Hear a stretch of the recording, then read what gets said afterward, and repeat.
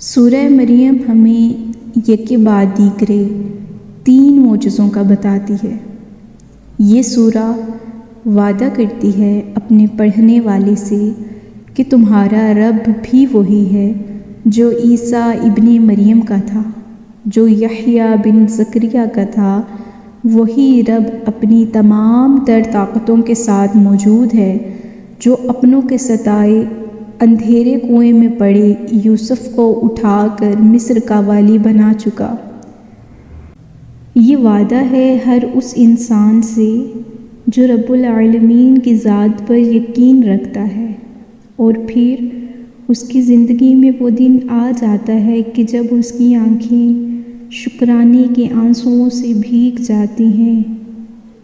سورہ مریم ہمیں سکھاتی ہے کہ جب انسان کا یقین اپنے رب پر مضبوط ہو اور آگے کی منزل کا پتہ بھی نہ ہو اور نہ راستے کا پتہ ہو، تو اللہ تعالیٰ کوئی نہ کوئی وسیلہ بنا کر بھیج دیتا ہے جو ناممکن کو بھی ممکن بنا دیتا ہے، چاہے ہر طرف سے مصیبتوں نے ہی کیوں نہ گھیرا ہو۔ سبحان اللہ۔